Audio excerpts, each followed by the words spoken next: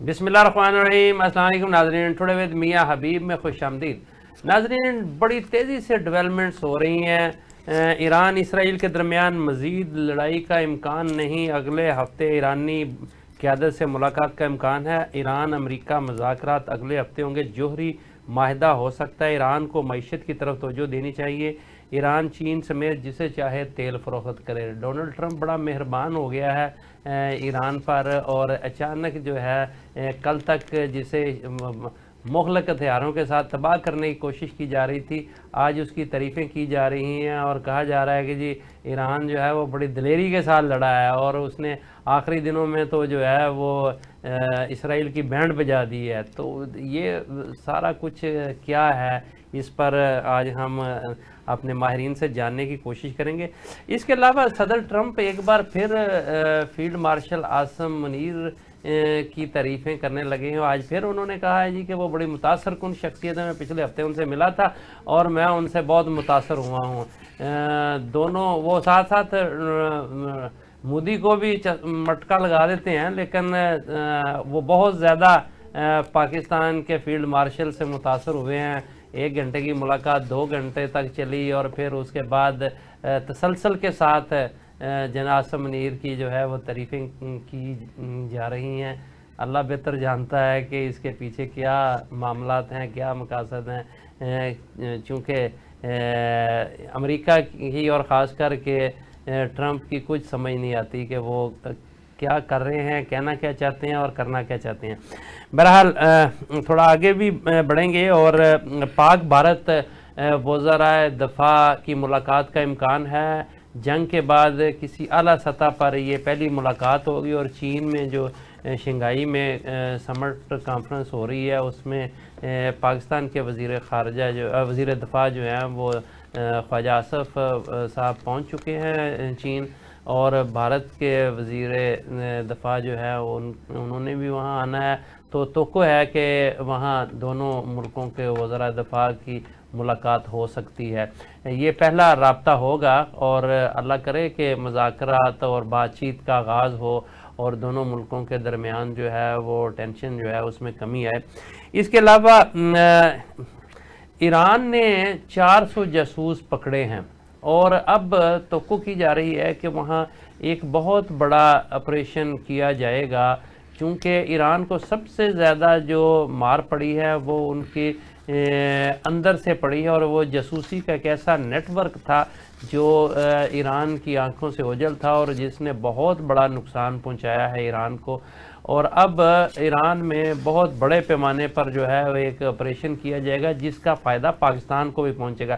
اور ابھی تک ایران نے 400 کے قریب جو ہے وہ مشکوک افراد کو حراست میں لیا ہے، جن کا جاسوسی نیٹ ورک سے تعلق تھا، اور اس میں بہت بڑی تعداد راہ کے ایجنٹوں کی ہے۔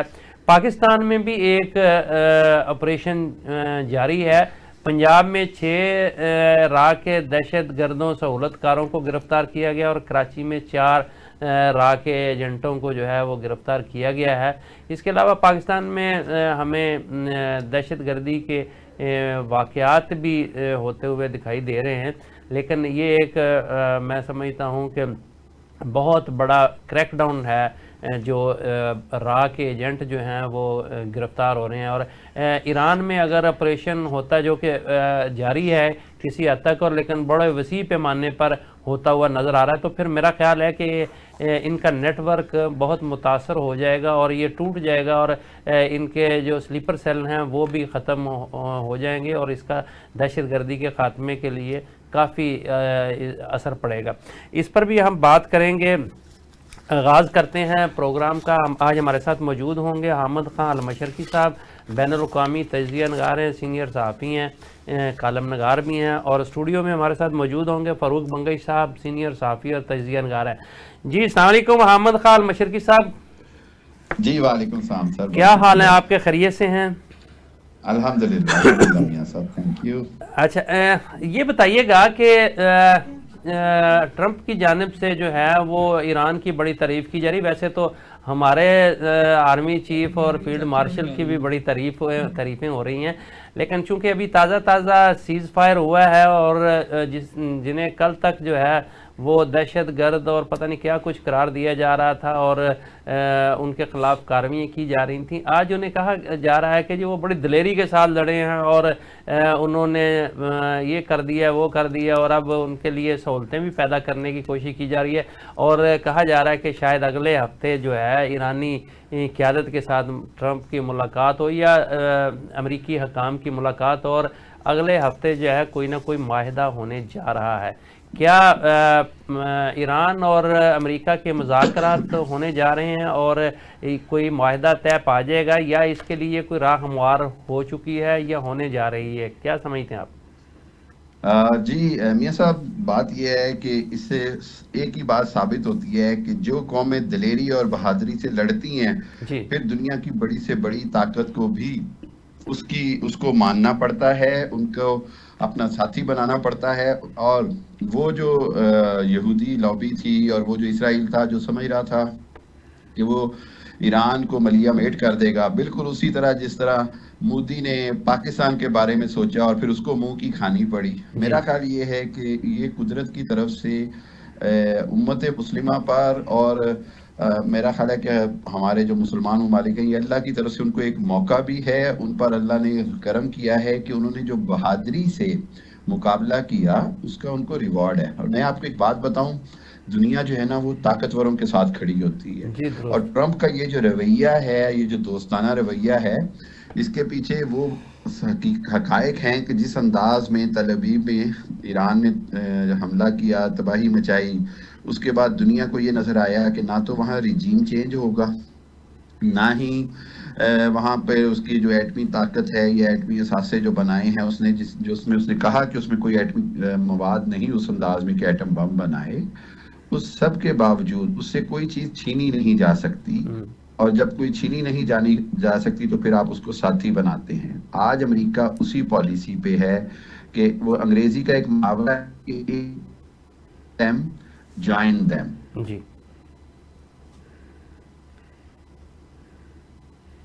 میرا خیال کہ حامد المشرقی صاحب کی لائن ڈراپ ہو گئی ہے. جی فاروق بنگئی صاحب, کیا سمجھتے ہیں آپ, یہ ایران اور امریکہ کا معاہدہ ہو جائے گا؟ دیکھیں, جہاں تک تعریف کی بات ہے, آپ نے تعریف کی بات کی کہ بڑی تعریف ہی کیا ہے. جی تو تعریف تو نتنیاہو نے بھی کہا ہے کہ یہ جو سیز فائر ہے, جنگ بندی ہے, اس کے بارے میں ان کے کمنٹس یہاں تک آئے گئے ہیں کہ یہ تاریخی فتح ہے. سیز فائر کو اس نے تاریخی ہسٹوریکل وکٹری قرار دیا ہے.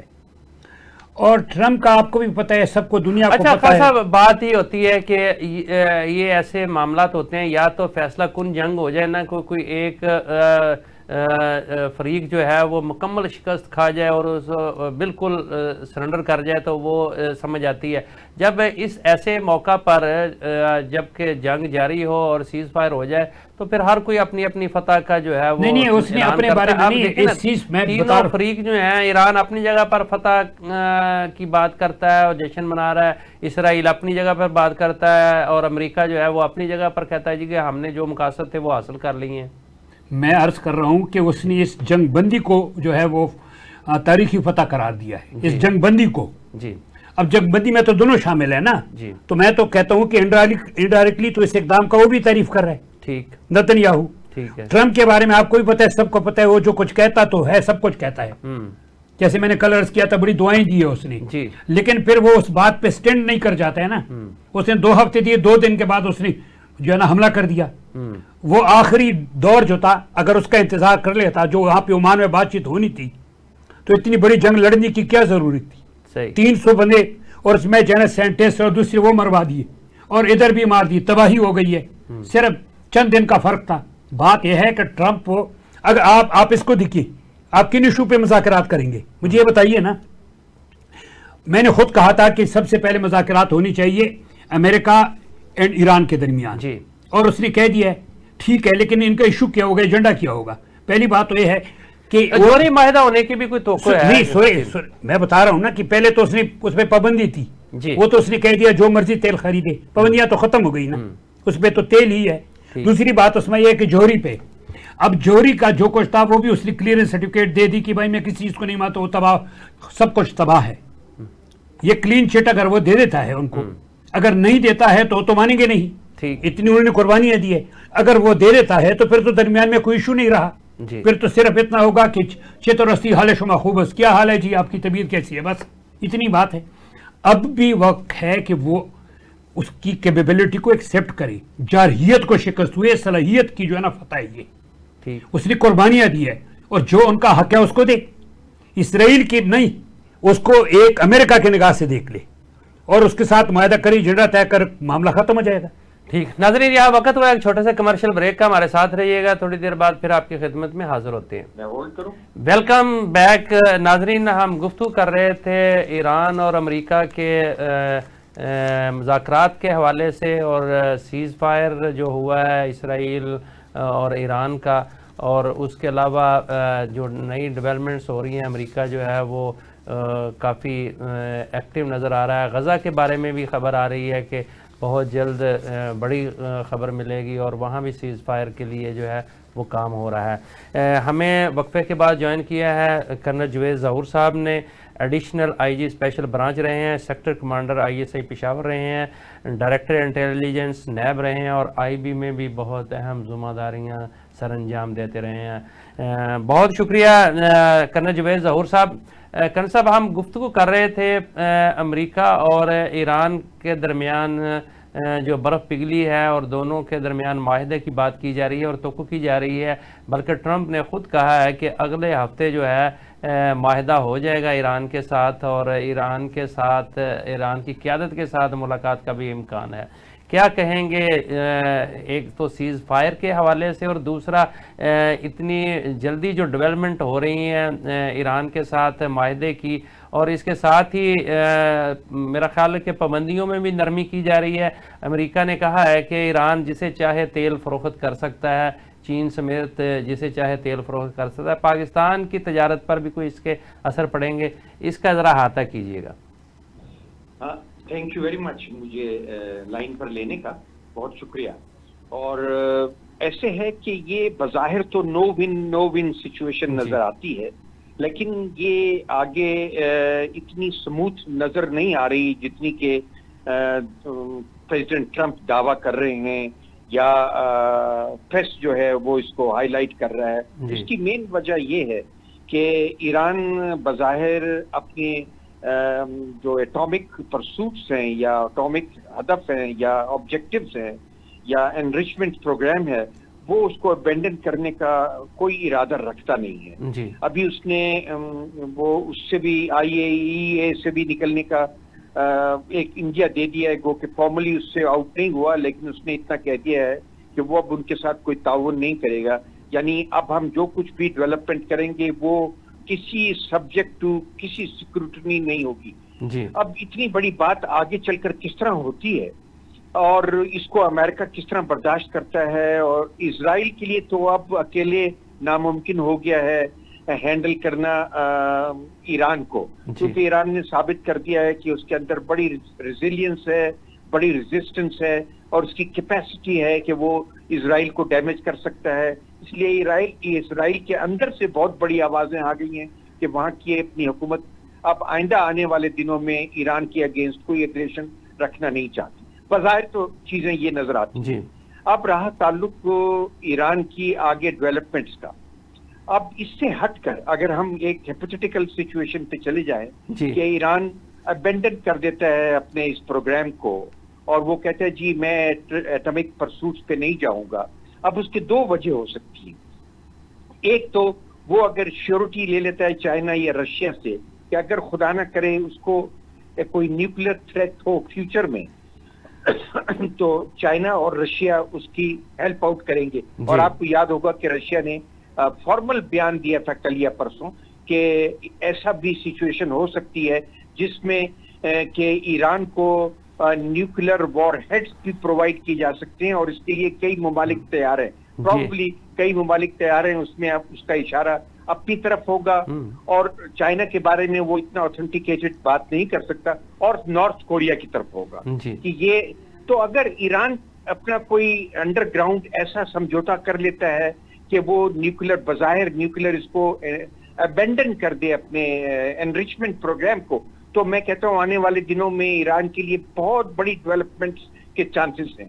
نہ صرف یہ کہ اس پر سے امبارگوز بھی اگ جائیں گے, اس کی ٹریڈ بھی شروع ہو جائے گی, اور جس ایگریمنٹ کا انڈیا امریکہ نے دیا ہے یا پریزیڈنٹ نے بات کی ہے کہ اگلے ہفتے ہم ایگریمنٹ سائن کریں گے, اگر وہ اور ٹرمپ اس سے نیچے کوئی چیز سائن کرانے کے لیے تیار نہیں ہوگا کہ وہ بالکل اپنے نیوکلیر پروگرام سے دستبردار ہو جائے. اس نے یہاں تک کہہ دیا ہے کہ آپ کو کسی سول اٹامک یوز کی ضرورت ہے ہی نہیں, کسی ایٹمی سول پروگرام کی بھی ضرورت نہیں, آپ اپنا آئل استعمال کریں, آپ کے پاس آئل بہت ہے, آپ اس کے لیے اپنے انرجی کا سورس رکھیں, اس لیے آپ کو اس طرف آنے کی ضرورت نہیں ہے. تو بظاہر یہ نظر آتا ہے کہ ٹرمپ کسی صورت میں بھی ایران کو اس بات کی اجازت نہیں دے گا کہ وہ اپنے اٹامک پروگرام کو پھر سے ریوائیو کرے. اچھا, دیکھنا یہ ہے اب دیکھنا یہ ہے کہ ایران اس کو کس طرح ہینڈل کرتا ہے, کس طرح اس کی ویژنری لیڈرشپ اس کو دیکھتی ہے. جہاں تک ان کی پریسٹیج کا ریسٹوریشن کا تعلق ہے, الحمدللہ وہ اپنے آپ کو ثابت کر چکا کہ بڑی وہ ایک فورس ہیں اور وہ عوام ان کے ساتھ ہیں. دیکھیے وہاں رجیم چینج کا بات چیت تھی کہ ہم رجیم چینج کرا دیں گے, جس طرح اور ملکوں میں امریکہ کرا دیتا ہے, کہیں کچھ سائفر کے ذریعے سے, کہیں کچھ ذریعے سے, اور کہیں اور معاملات سے. وہ اس کا خیال تھا کہ وہ اسرائیل کا پریشر ڈلوا کر. اور ایران میں سب سے اہم بات یہ ہوئی کہ وہاں اندرونی طور پر ایران کو بہت ویک کیا گیا. وہاں موساد نے بہت انٹرنس اپنی ڈالی, اور موساد نے وہاں اپنے ایجنٹس بنائے اس حد تک کہ انہوں نے چھوٹی چھوٹی فیکٹریاں بنا لی اپنے ڈرونز کی. آپ اندازہ اچھا, اس میں تھوڑا سا کنر صاحب ساتھ راہ کو بھی اگر ملا لیں تو چونکہ وہاں بہت بڑی سرمایہ کاری کر رہا تھا انڈیا, اور وہاں سے تیل بھی لے رہا تھا انڈیا بہت سستے میں, تو اب تو سنا ہے کہ انہوں نے وہاں سے انڈینز کو نکالنے کا جو ہے وہ اعلان کر دیا ہے اور کہا کہ آپ ملک چھوڑ جائیں. اس کے ساتھ ہی تھوڑا سا اگر ریلیٹ کریں تو پاکستان, وہاں بھی 400 کے قریب انہوں نے لوگ پکڑے ہیں ایران نے, اور پاکستان میں بھی جو ہے وہ میرا خیال آپریشن جاری ہے. پنجاب میں سے 6 لوگ پکڑے گئے ہیں راک ایجنٹس, اور 4 جو ہیں وہ کراچی سے پکڑے گئے ہیں. تو اگر یہ دونوں ملکوں میں آپریشن ہوتا ہے, ایک تو اس سے کیا دہشت گردی جو راہ کے ذریعے اور موساد کے ذریعے ہو رہی تھی اس میں کوئی فرق آئے گا؟ دیکھیے ایران نے بہت کمپلیسنسی شو کی تھی انڈیا کے بارے میں. جی, انڈیا کے بارے میں 2 وجہ سے اس کی کمپلیسنسی تھی. ایک تو انڈیا پر کوئی امبارگو نہیں تھا امریکہ کا کہ وہاں آپ تیل نہیں دے سکتے, ان کے ساتھ تجارت نہیں کر سکتے, گیس نہیں دے سکتے. ہمارے ہاں تو امریکہ نے ایک بندش لگا دی تھی, حالانکہ وہ پائپ لائن ہمارے آدھے راستے تک پہنچی ہوئی ہے, ہم وہاں سے نہ آئل لے سکتے ہیں. 18 روپے کا لیٹر ہمیں وہاں سے آئل پڑتا, گیس ہمیں اتنی سستی پڑتی. ہمارا انرجی کا پرابلم اس حد تک حل ہو جاتا اگر ہم ایران کے ساتھ تھرو ہو جاتے. لیکن امریکہ کی ضد تھی کہ پاکستان کسی صورت میں بھی, اور ہم بھی کم کر گئے اس ضد کے اندر. پرابلی ہم لوگ بھی اتنے شاطر شارپ یا اتنے اسٹیٹ فاسٹ نہیں رہے, یہ ہماری غلطیاں تھی. تو ایران کے اندر انگریس کر گیا را بھی. آپ کی بات بالکل صحیح ہے, اور میں اس طرف آ رہا تھا. را انگریس کر گیا, اور را اور موساد کا آپس میں بہت گہرا تعلق ہے کشمیر کی وجہ سے. موساد کو را نے اپنی بہت سپیس دی ہوئی ہے ہمارے بارڈر ایریا میں. اس کی وجہ یہ کہ وہ سمجھتا ہے کہ موساد کی انٹیلیجنس اس کو ہیلپ آؤٹ کر سکتی ہے پاکستان کے اگینسٹ ٹیررزم میں. اچھا, ان دونوں کی جو کولیبریشن انڈیا میں ہوئی اس کو انہوں نے اسٹریچ کیا اور جا کر امریکہ میں اپنی کولیبریشن بنا دی. موساد کا انٹرسٹ تھا بھائی ہم تو اس رجیم کے اگینسٹ ہیں. انڈیا نے کہا چلو ہم آپ کے ساتھ یہاں کوآپریٹ کرتے ہیں, آپ ہمارے ساتھ وہاں کوآپریٹ کر رہے ہیں اگینسٹ پاکستان. تو دونوں نے اب کامنلٹی آف انٹرسٹ بنا لیا, ایک سپیس پر آ گئے, ایک جگہ پر آ گئے, اور وہ دونوں مل کر کام کرنے لگے. اور میں یہاں کہوں گا کہ ایران کی انٹیلیجنس نے ویکنس دکھائی, کوئی اتنی شارپ نہیں تھی, اور وہ ان چیزوں کو بھاپ نہیں پائی, ان چیزوں کو سمجھ نہیں پائی. دیکھیں ایران کے اندر ڈسیڈنٹ گروپس ہمیشہ سے رہا. شاہ کے جانے کے بعد جب خمینائی صاحب کا انقلاب آیا تو اس انقلاب کی ریزسٹنس میں کافی عرصے تک کچھ فورسز کام کرتی رہی. کچھ وہ ڈائی ڈاؤن ہو گئی, کچھ وہ باہر چلی گئی. باہر سے انہوں نے اپنے معاملات طے رکھے. ابھی میں ایک آرٹیکل پڑھ رہا تھا کہ وہ کون لوگ تھے جو ایران میں موساد کا اعلی کار بنے.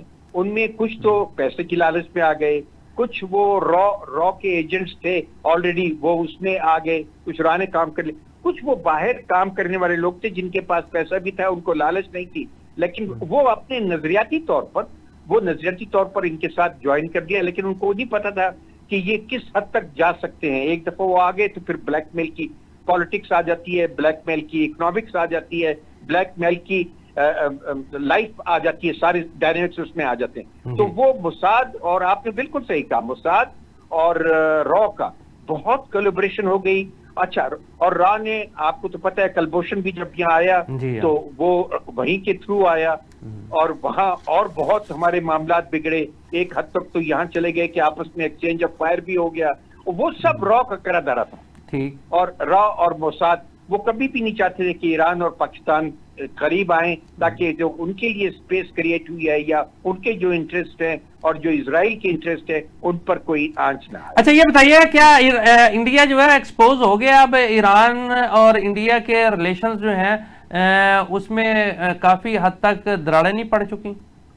बिल्कुल, आप सही कह रहे हैं, उसमें काफी हद तक दरारें पड़ी हैं, आपने बात कही है, और वो बिल्कुल चौकन्ने हो गए। उनको पता चल गया है कि जो यहाँ मोसाद वर्किंग करता रहा है वो इंडियन कोलैबोरेशन से, हमने इंडियंस पर, और आप देखिएगा टेंजिबल टर्म्स में, प्रैक्टिकल टर्म्स में और जमीनी हकाइक पर आप देखेंगे कुछ ही अरसे में आपको फीलिंग्स आ जाएंगी कि वो अपने आप को किस तरह ईरान से, इंडिया से ईरान अपने आप को दूर करता है। जी। अच्छा करण साहब, एक और बात बताइएगा कि अगर ईरान पर सैंक्शंस उठती हैं तो क्या पाकिस्तान और ईरान की तजारत बढ़ेगी? क्या पाइपलाइन जो है वो पाया तक मील तक पहुंचेगी? और क्या हम इंडिया से सस्ता ऑयल खरीद सकेंगे? पाकिस्तान में ऑयल सस्ता होने का इम्कान है? मैं आपको बताऊं कि ट्रंप हर बात मानने के लिए तैयार हो जाएगा, वो बस उसको अपने आवाम को भी जवाब दे देना है, उसको ये अब एक जवाब अपने वोटर्स को देना है, अपनी इस्टेब्लिशमेंट को देना है, अपनी डीप स्टेट को देना है कि जो उसने एक एक्शन लिया, वहां उसने जो बॉम्बार्डमेंट की, उसकी अचीवमेंट क्या हुई। उसकी सबसे बड़ी अचीवमेंट ये होगी कि ईरान ने अनाउंस कर दे कि मैं अबैंडन करता हूं अपने एटॉमिक प्रोग्राम को। अब वो कोई कॉस्ट भी ईरान मांगेगा वो देने के लिए तैयार है। और ईरान के बारे में अभी ट्रंप ने आज ही नेटो के इजलास के बाद जो प्रेस कॉन्फ्रेंस की उसमें उसने कहा कि ईरान चाइना को तेल बेच सकता है, उसने बाकी कंट्रीज का नाम नहीं लिया। बल्कि आजकल तो ट्रंप जो है वो बड़े मस्के लगा रहे हैं। वो उन्होंने कहा है जी अब तो ईरान की बड़ी तारीफें हो रही हैं जी, ईरान बड़ी बहादुरी से लड़ा है और उसने आखिरी दिनों में तो जो है वो उनकी ईंट से ईंट बुझा दी है इसराइल की।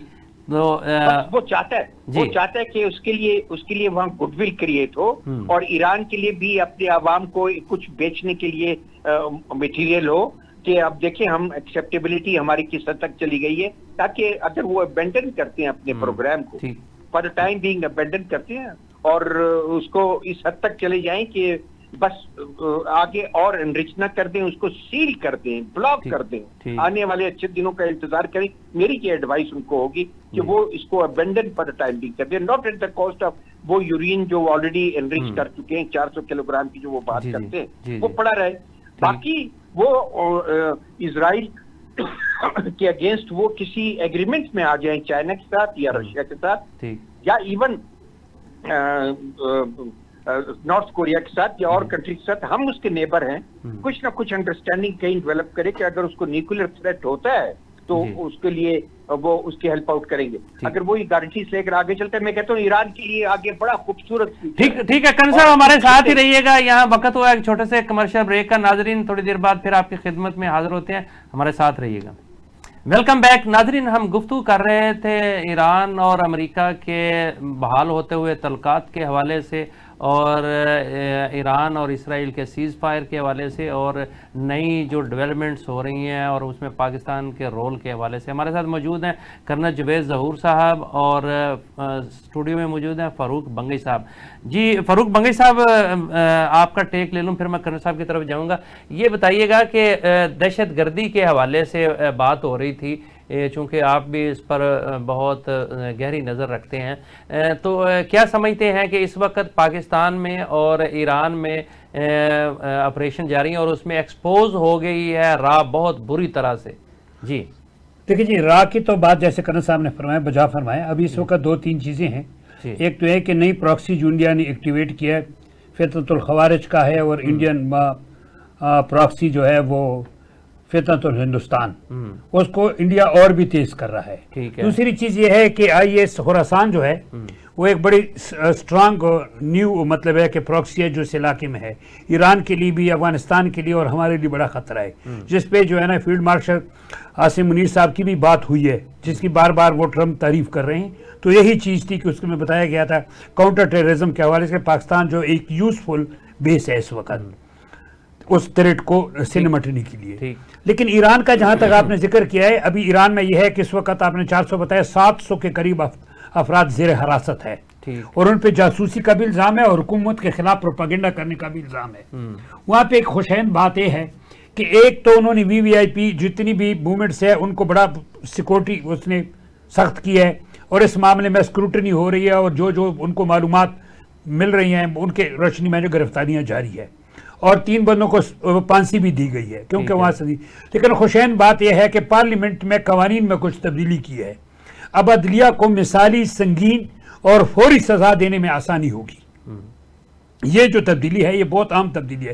पहले अगर जासूसी के इल्ज़ाम में पकड़ा जाता था तो उसको सजा इतनी खास नहीं मिलती थी और कई जो है ना राकी और की आड़ में जो आए थे मुसाद के जासूस थे जो राह के थ्रू आए थे वहाँ पे, वो पकड़े गए थे लेकिन उनको सजाएं नहीं हुई थी।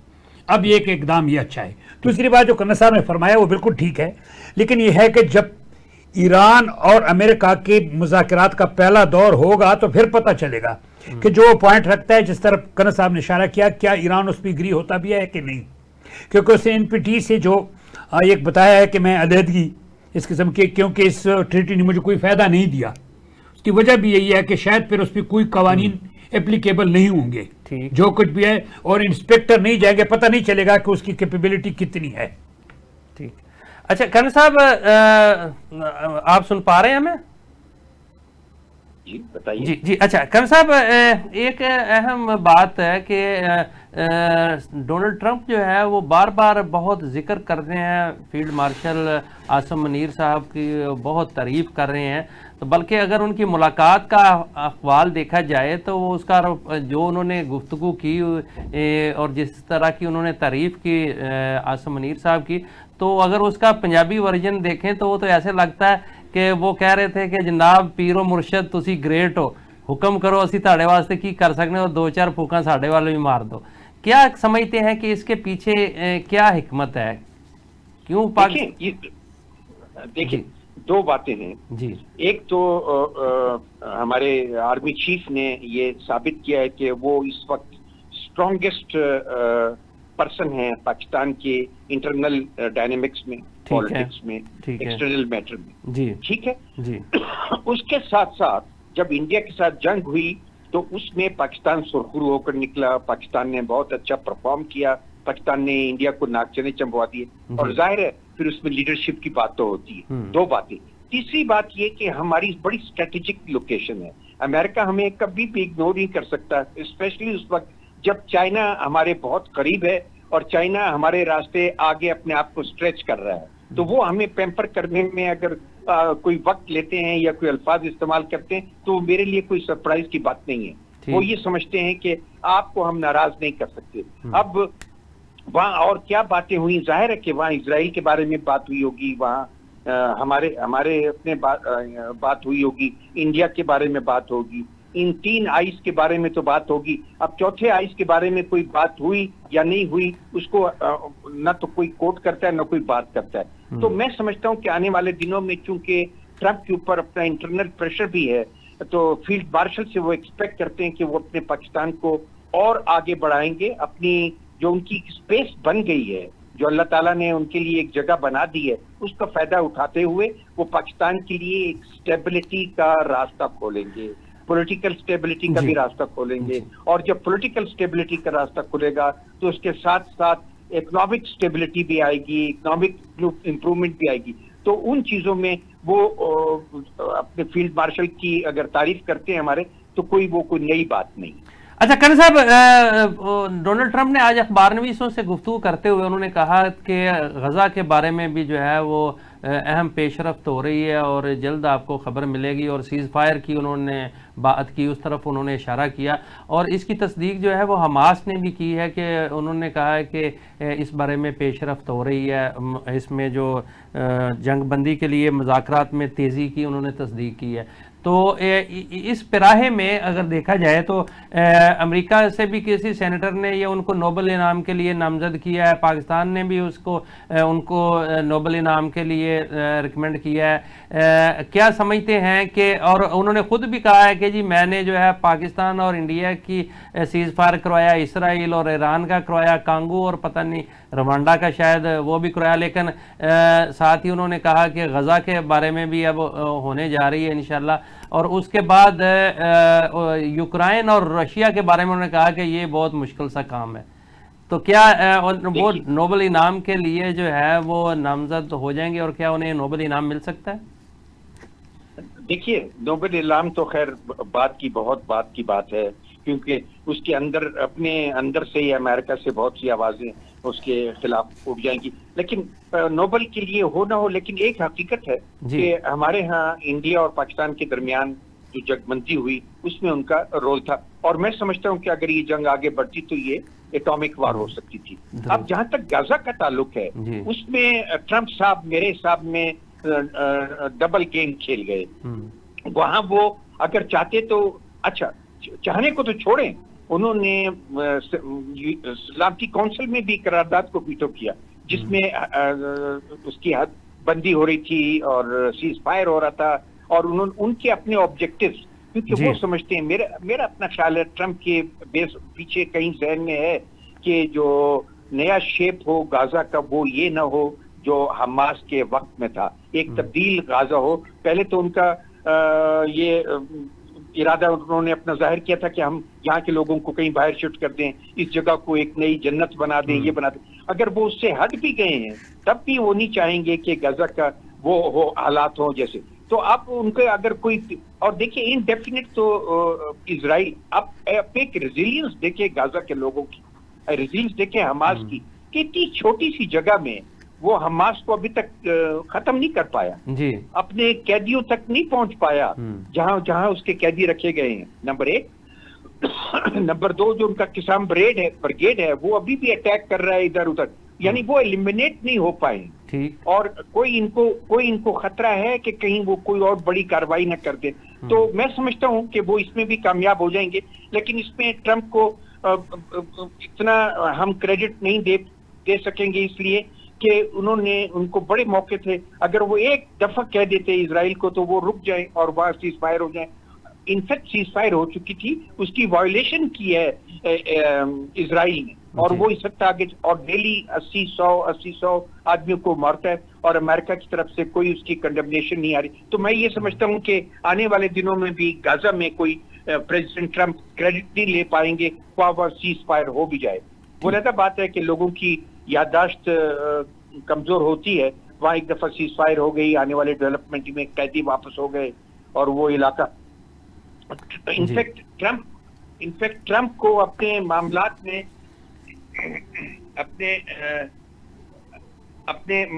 میں بہت واضح ہونا چاہیے تھا کہ خاص طور پہ ایک لفظ پر، اور وہی اس کا حل ہے پرماننٹ، اور وہ ہے 2 state option۔ ٹھیک کریں صاحب، ہمارے پاس ٹائم بالکل تھوڑا سا رہ گیا۔ آخری سوال، پاک بھارت وزراء دفاع کی جو ہے وہ ملاقات کا امکان ہے چین میں، کیا سمجھتے ہیں کوئی برف پگھلے گی؟